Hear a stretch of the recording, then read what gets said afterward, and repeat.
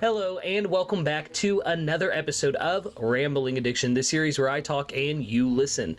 I'm your host StrawHatLucas, and tonight I will be diving into the Greed Island arc of Hunter x Hunter. Now this arc is one that I had anticipated for a long time, so I am ready to get into it right now. So without further ado, cue that theme song. Rambling Addiction, yeah, you're hanging out with Lucas. Manga, animator, anything, alright, let's do this. Weekly is the basis, worst generation. Cooking up a feast while he's turning through the pages. Theories that he's making, from shonen to seinen. Locked in, analyzing, using observation. Yeah, observation. Rambling Addiction.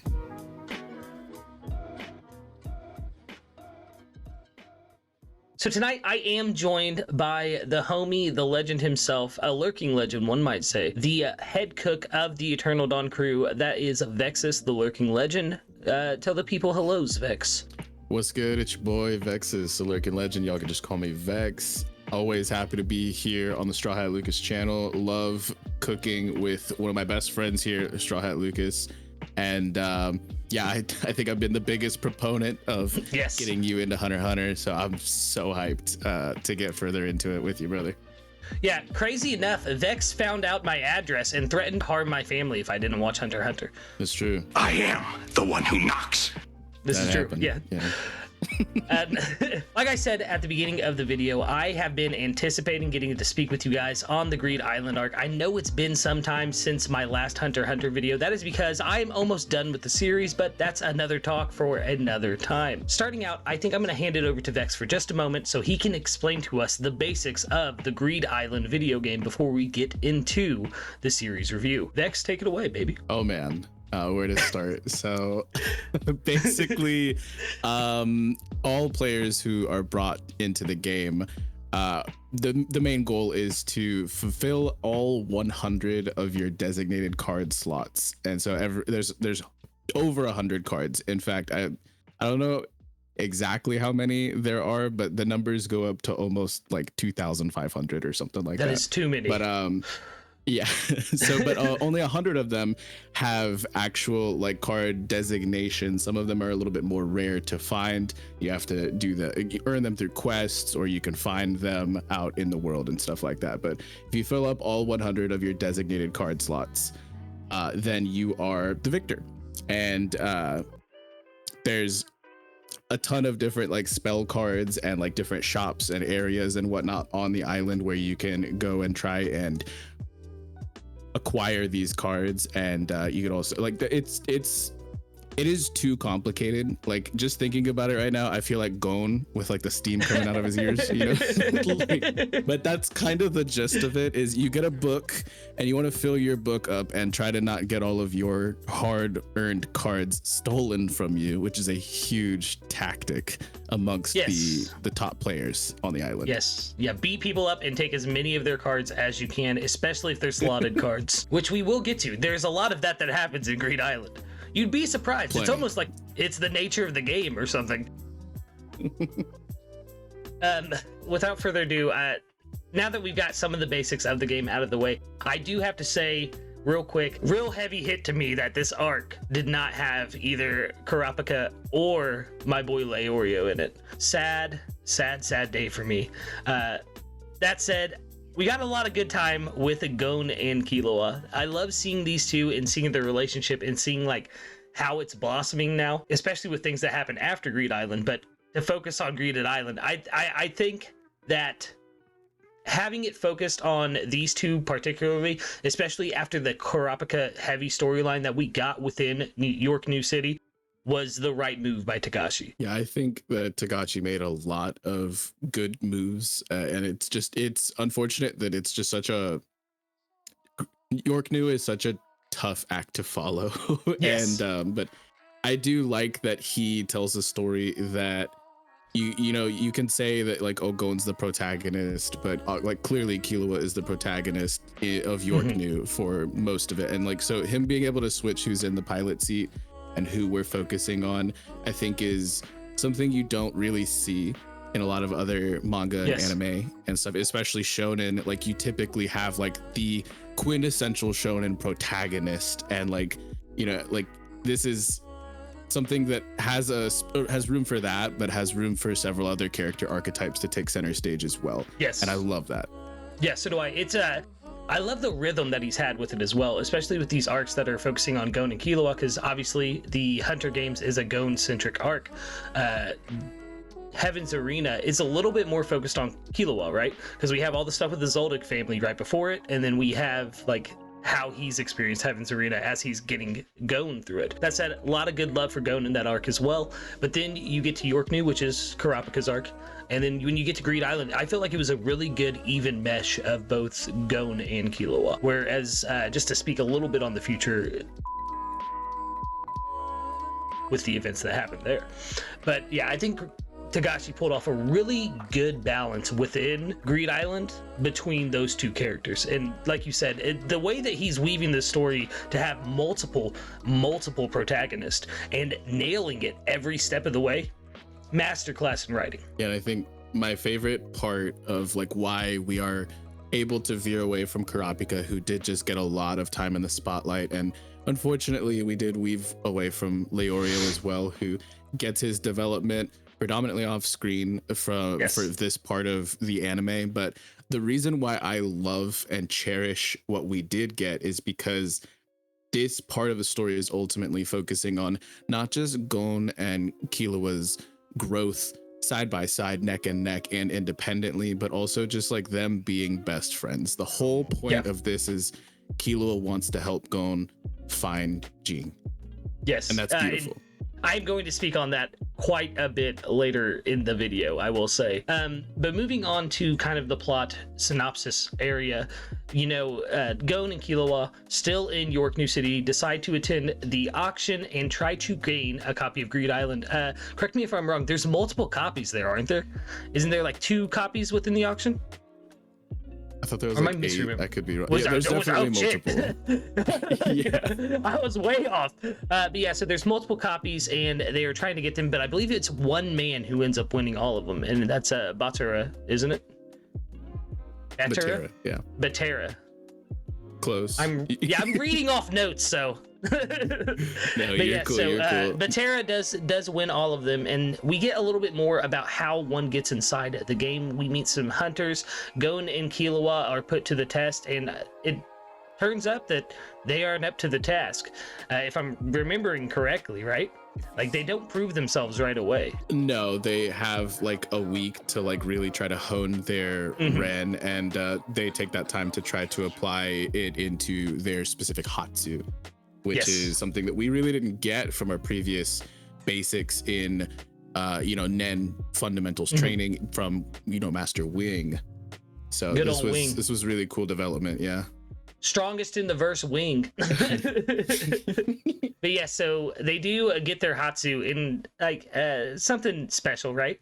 Because this is where, if I'm remembering correctly, isn't this where Killua develops his lightning? Yeah, he's like tasering himself and trying to like and Tisgera, the guy who's like kind of overseeing the test, he was not impressed by the boys at first.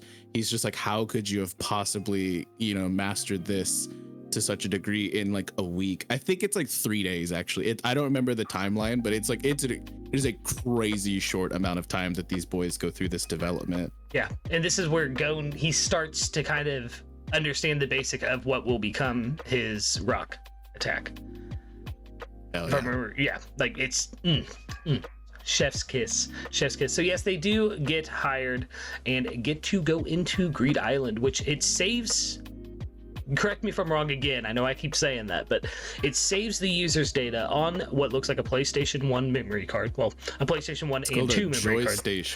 A Joystation memory card. But they save the user's data on that, and they log in with a ring, which we know that Gon has from his visit back home, which I really love how they do this, because let's be honest, as anyone who's played a JRPG or a gamer in general, one of like the biggest wishes of all gamers is to be able to just transport inside a game. So seeing this happen, I mean, for now that's how they think it's happening, but obviously we all know it is the real world still. They're just going to a location, but nonetheless, to have that happen, to have the console and stuff, that's a pretty special feeling. And the fact that Togashi pulled off an isekai anime in the middle of his shonen, I just have to call that out right now. Like, that is amazing.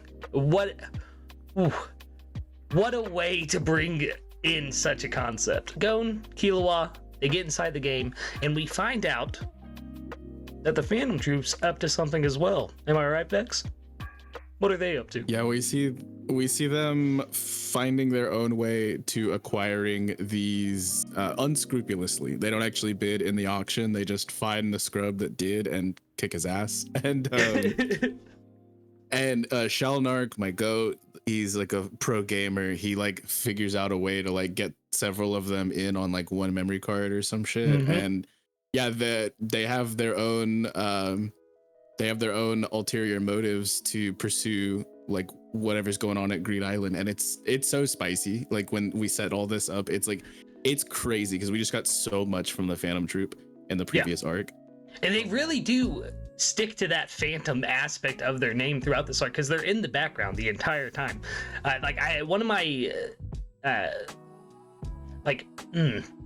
One of the things that I recall the most while watching the arc was, what are they doing, right? Like, what is the Phantom Troupe doing? Because we saw them get into the game. We see Shalnark get the multi-tap port so that they can plug in 8 memory cards or whatever it is.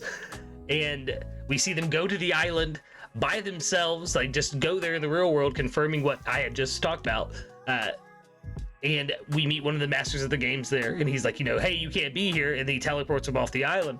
But nonetheless, we see them do all this, and then we don't see them for a while, right? Like, it's like, so what are they doing? And that being in the back of my mind the entire time through the arc, phenomenal.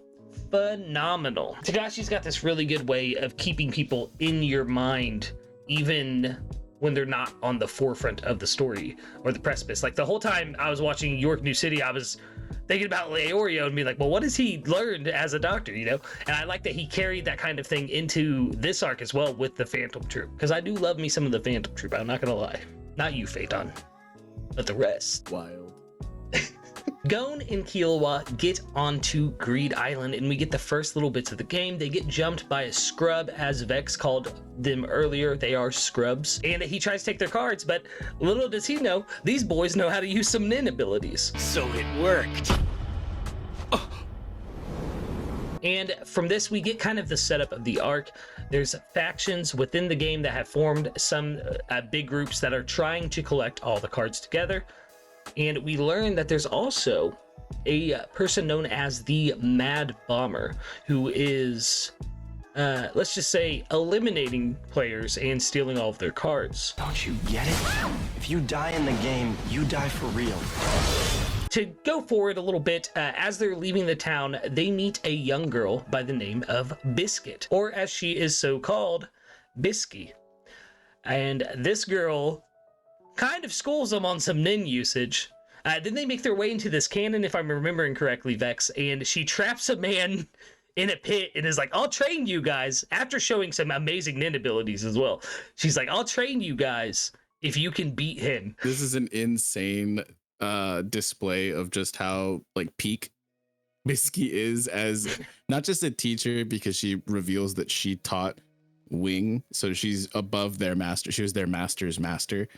But like she's also just like able to just comfortably one-on-one this guy that the two boys are originally, they stand little to zero chance, and through some crazy training techniques and like our boys having ridiculously adaptable forms and like crazy fight IQs, they are able to, well within the allotted time limit, train and get to a point where their movements are going fast enough to where like they can easily 1v1 this guy, right?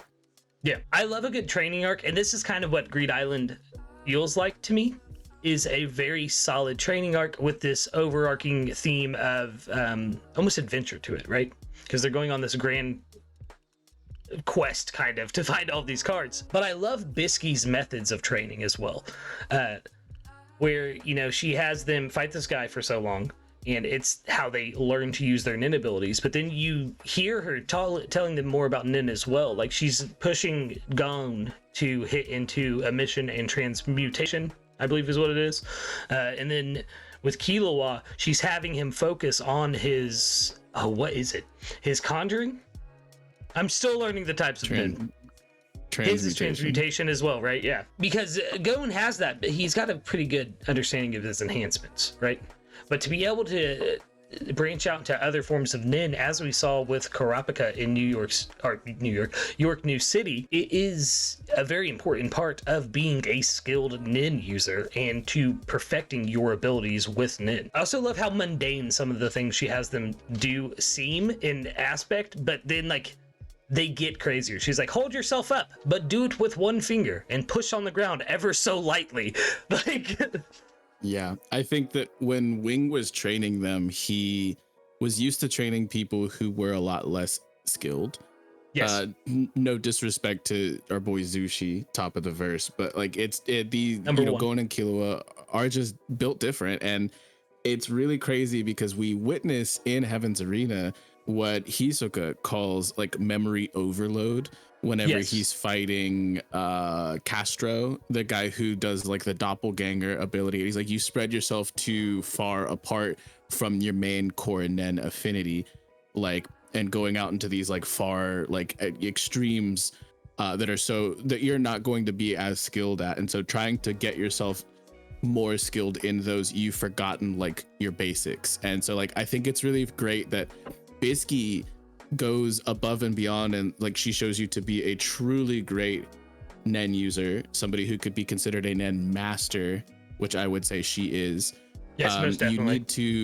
You need to not, you can't just ignore those things that are so far out, but you can't hyperfixate, which is what we learned from Hisoka. And so that you don't ever forget the basics, she just has you do the basics, but she turns it up to like 1,000, you know, like. Yeah, what was it? That one, it's like do 10,000 push-ups and then fight each other or something like that. You know which one I'm talking about. Yeah, and just like she was basically saying, okay, cool, you graduated from like the first level of like difficulty. Now let's go to level 5. Like she's not taking baby steps with these boys. Yeah, because she knows. She's not holding back because she knows that that's the only way that they're going to truly develop. And these boys are pretty rare cases that are able to like thrive off of that type of training, and she took that and rode with it like at full speed ahead, and I love it. Yeah, so do I. Biscuit, I've told you several times, she's one of my favorite characters, not only in this arc but arcs to come as well. She just, her way of handling Gon and especially Killua in later instances is, you can tell she cares about these boys, but she also knows that she cannot coddle them in any way.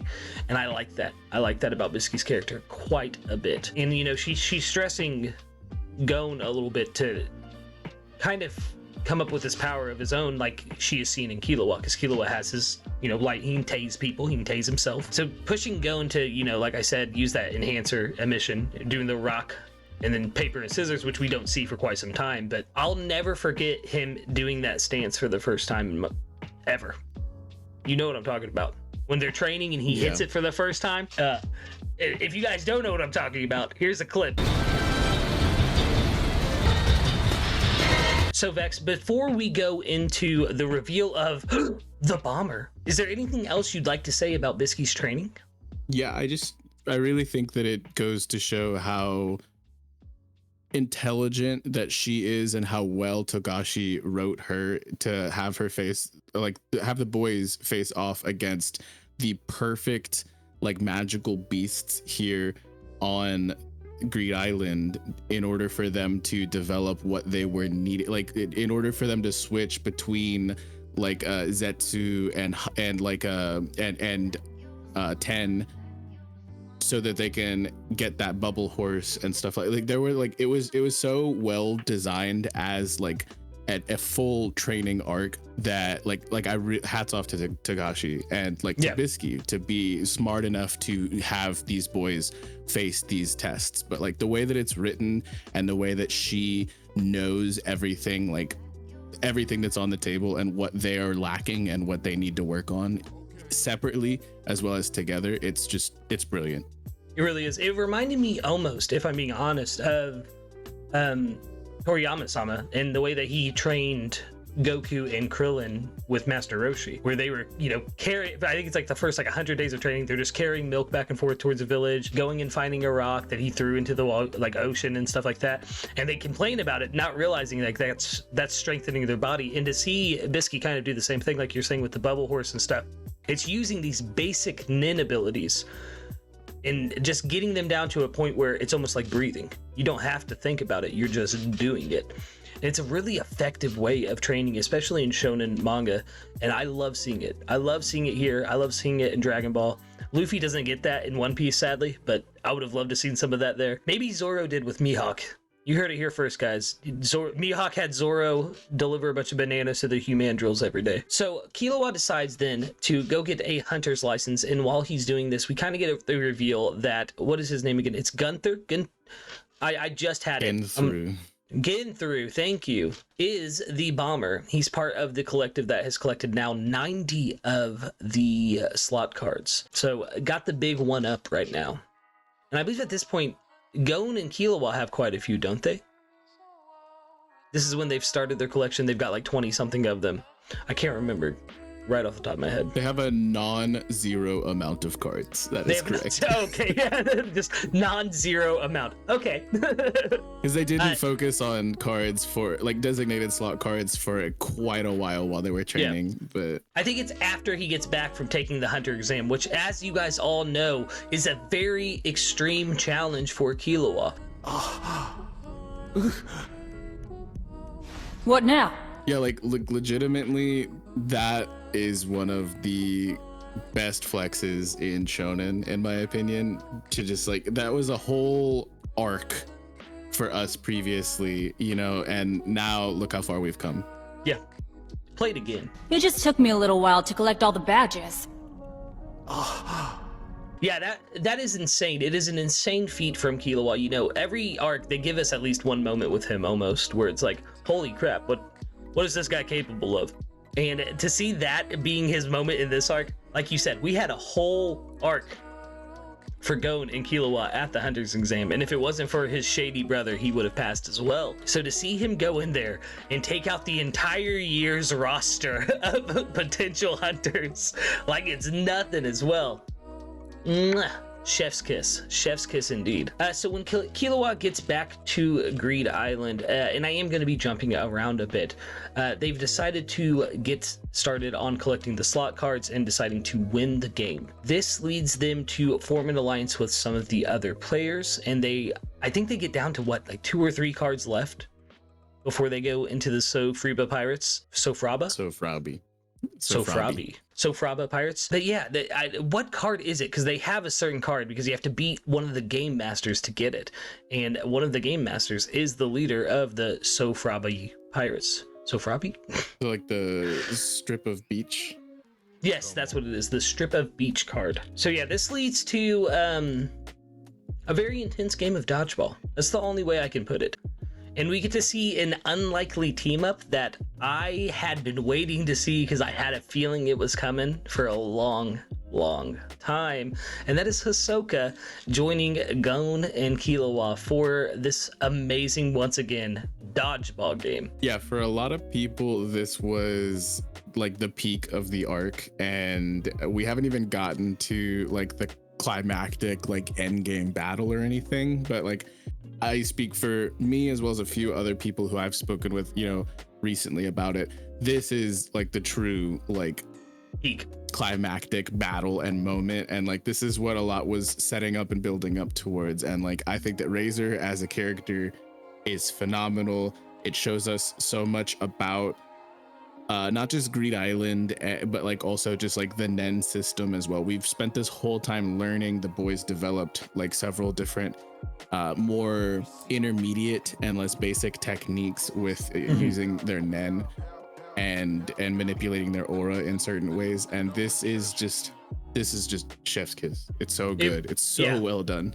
Yeah, the different Nin abilities too. There's a guy that's fighting with him. I'm drawing a blank on his name, but he creates the what is it? The gorillas that play dodgeball with him. His name's Gorenu, and he's the goat. Oh, we love him. Yeah, Gorenu. Yeah, he was really cool. We'll get into why I'm forgetting his name in just a moment, but we do have to talk about this dodgeball game first, because I do have to agree. It is the peak of the arc for me entirely. There's one other moment that happens after this that I think kind of gets my interest a little more. We'll get there though. But yeah, this is just, it's intense, it's fun spirited actually, but at the same time you're like, if they lose this, they're gonna die. But to see Killua and Hisoka and Gon, and they all three catch that ball, and then Gon hits it back with the rock as well. Bro, the moment where like we find out what Killua had been going through in holding the ball for Gon, like all of those like times is insane. And then Hisoka whipping out the bungee gum to like prevent, dude, this whole build up and like everything that went into this match was just so well done. I won't lie though, it's in classic Togashi fashion. The rules are a little bit more convoluted than I was expecting. It's not your typical dodgeball match. Like some of it's just like, wait, but like you could, I don't know, but I'm here for it. It's really well done. Yeah, no, I have to agree. The strategy between the three of them and using their nin abilities together. And then, like you said, with Killua, like his arms are about to shatter if he doesn't, or they have broken, haven't they? Because Gon destroys his hand. I know that. Oh yeah, he'd be looking like Deku. Like, like it's bad. And it's like to the point where he won't be able to use them again if he keeps doing it. But to see that it goes into what I was saying earlier about how much I love Togashi's writing of these two characters and their relationships specifically is right here. This moment right here in Greed Island. Killua knows that Gon needs to win this so that he can learn more about his father. His father brought them there for a reason because he knew that they could beat Greed Island. And he doesn't care about himself in that moment. He is willing to step up and do anything he can to make sure that Gon wins this game. And he does it. He sits there and he takes the hit after hit. He catches the ball. And I think it takes him, what, 2 or 3 times to end the game. But yeah, it's peak.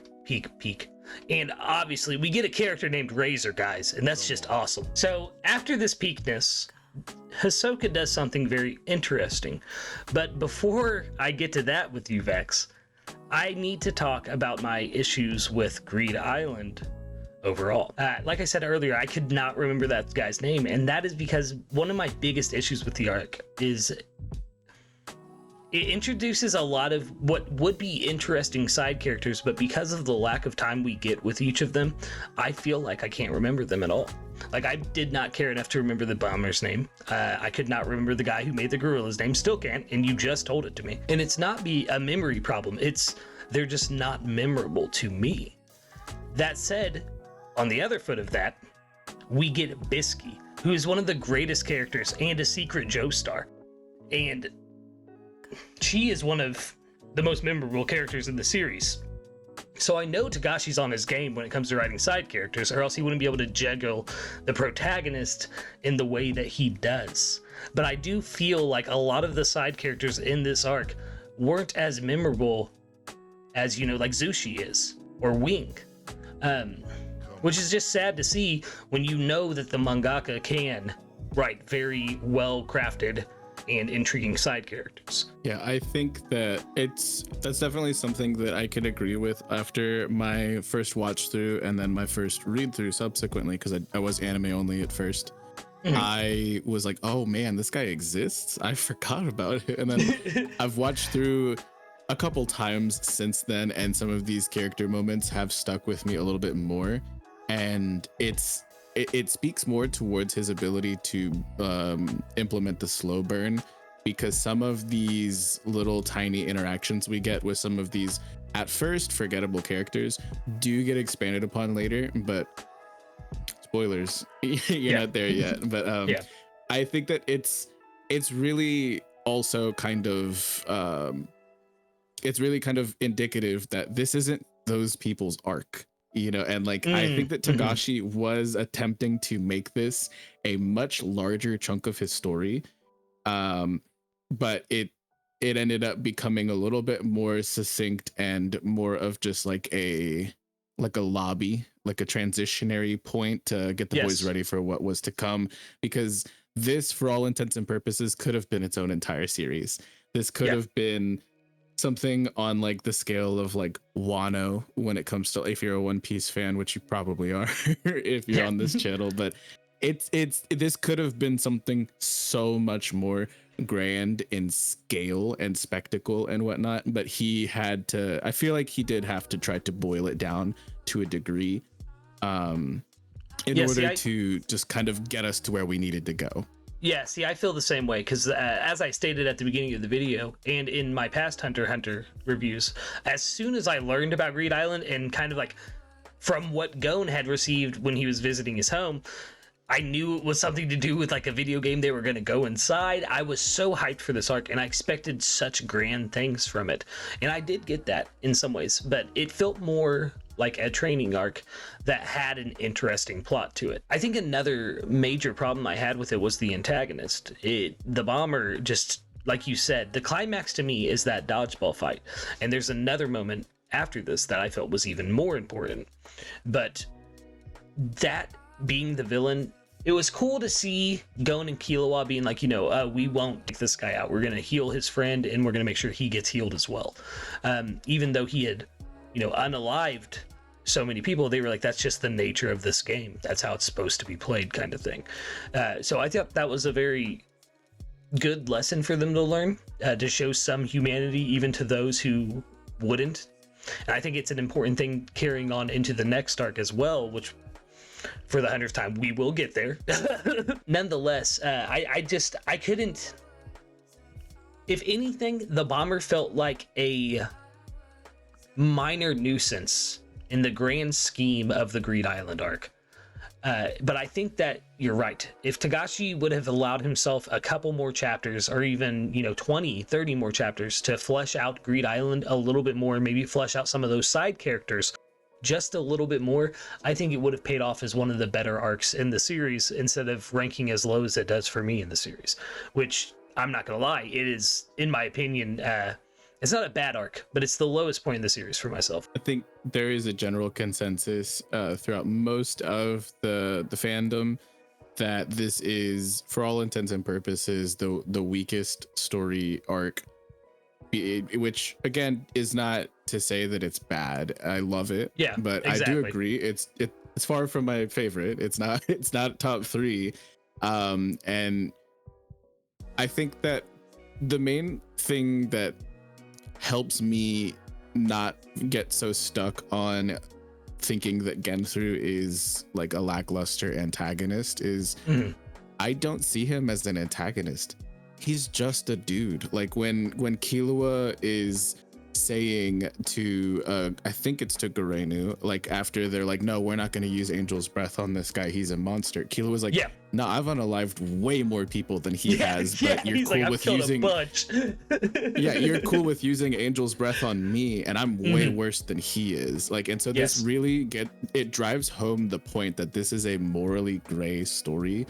It's not good guy versus bad guy, like in that same sense. And like the real point of the arc is to overcome your weaker self, in that like of a good training arc. We can see how far the boys came in the dodgeball match, which we both agreed is like kind of what we account as like the peak of the arc, right? That's the actual climax. Although there is some really great moments in our 3 main, fighting the 3 main bad guys, like for lack of a better term, but like the moment that really stood out to me in the dodgeball fight was when Tisgera, that's the guy who was saying, nah, you're not good enough.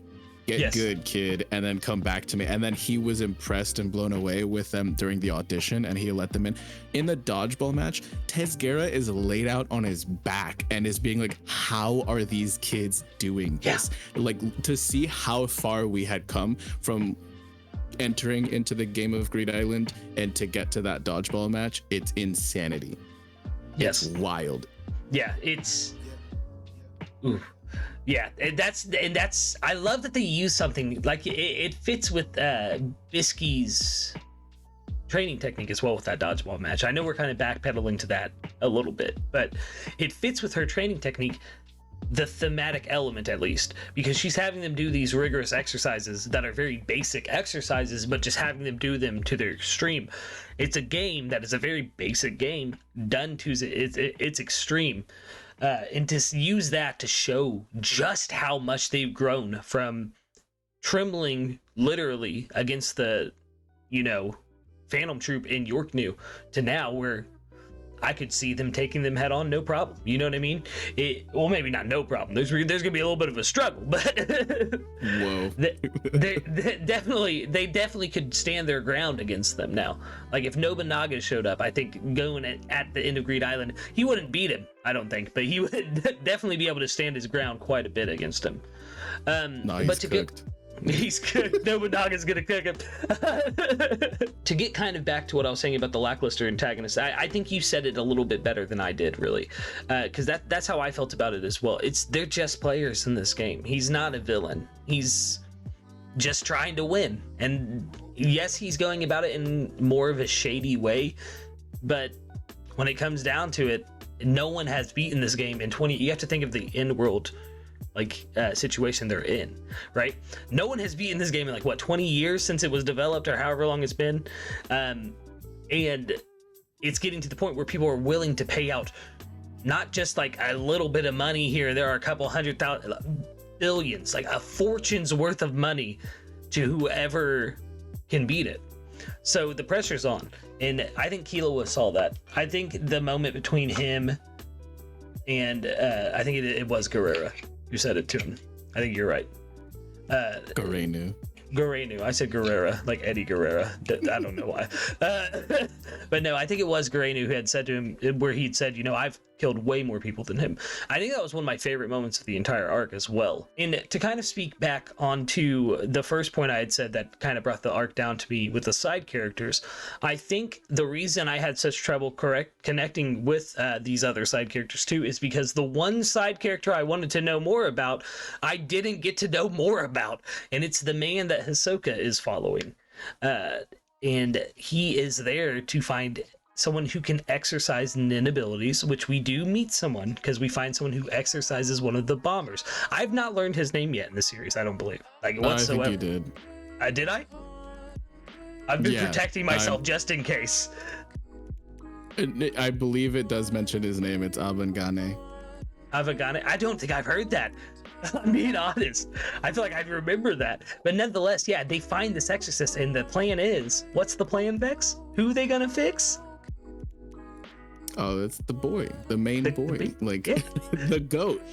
Crollo, which gets me so excited for the future. I'm not gonna lie. Chimera Ant, I was looking at you. I thought I was gonna get to see Crollo again, and I didn't, and I was sad. But nonetheless, we'll get there another time. But yes, I love this. I love Hisoka teaming up with Gon and Killua, and then going out and immediately doing something that they would not approve of. It fits with Hisoka, so I'm very excited to see. I think that the most anticipated thing that I need to see from Greed Island, because I've seen most of the things that were set up in Greed Island paid off for the most part, but I think the most anticipated thing is definitely, did he succeed in exercising the nin technique that Kurapika had put on Crollo? I'm asking, I'm not please don't tell me, actually. I don't need spoilers. This brings us to the climax, well, not climax, the finale of Greed Island, where Gon meets Dune, but spelled like W-D-U-N-E, I believe. It's W-D something, which he completes Greed Island. Yeah, it is. What is it? No, right? No, that's not how you spell your name. Yeah, that's not how you spell your name. That is one of my favorite Remove bits. The W.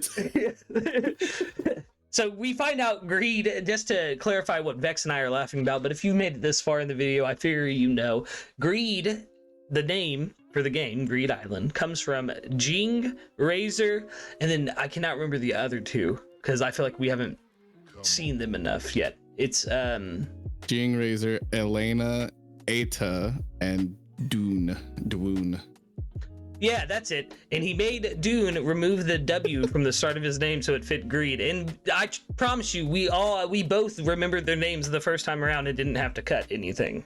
I promise. But yeah, so Gon gets his prize, which is 3 blank cards, if I remember correctly, that he can take into the real world with him. Now, he did get some information on Ging, didn't he? He was asked if he wanted to see something, and he said no.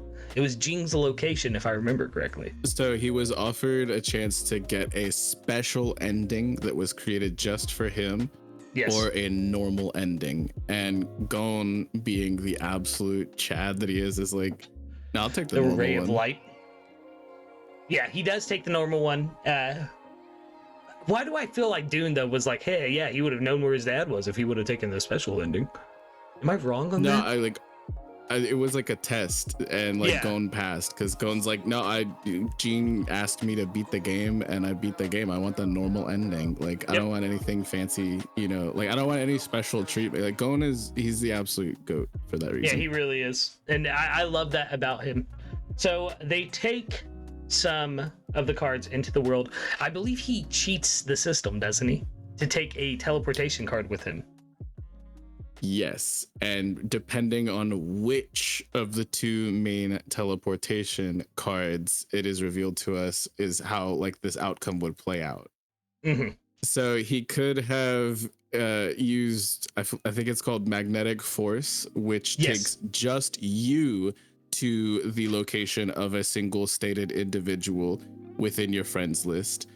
Or he could have taken a company, which can take you and your associated like party members that are in proximity all to that same location. So we get an interesting scene from like a flashback from Ging, and it's like, if he takes a company, send him somewhere else. But if he takes magnetic force, you can send him to me. Yeah. And he takes a company, doesn't he? Yeah, because he wants to travel with his friend. With Killua. Yeah.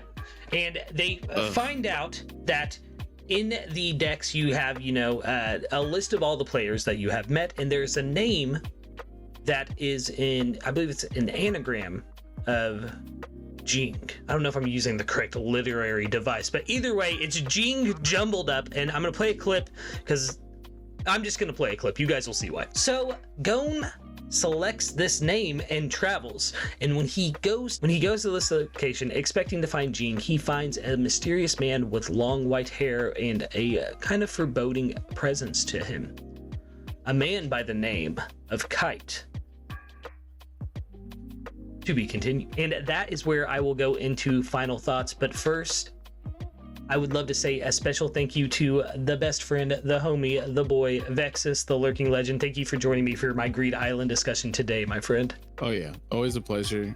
I'll be on anytime. Thank you for having me. And yeah, it's oh man, I cannot wait to hear your final thoughts and then get into the next arc. I think this is a beautiful transition done by Togashi, and I cannot wait to hear your thoughts on what's next. I can't wait either. I'm ready to talk about them, guys. I'm telling you, I think the Chimera Ant arc video will be the biggest episode of Rambling Edition yet, so stay tuned for that. But yes, once again, thank you, Vex, and of course, you guys can find vexyz over at the Eternal Dawn YouTube channel, where he and I talk One Piece and only One Piece all the time, and of course his own YouTube channel, which is where he runs a D&D campaign. And what kind of D&D campaign? A One Piece D&D campaign, where Group 2 solos. So in closing, as I had stated earlier in the video with Vex, this was kind of a low point in hunterxhunter for me. I really enjoy the way that Togashi has woven this series together.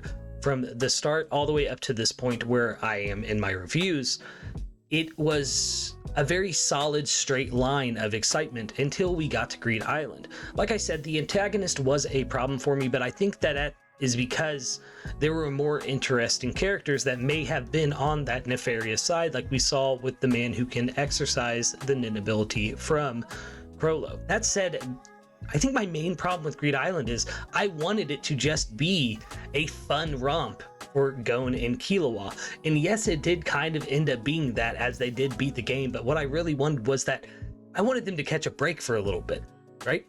And that's what it comes down to and how I feel about the arc. I wanted to see Gon and Killua best friends taking on this video game. Am I happy with what I got? Of course I am.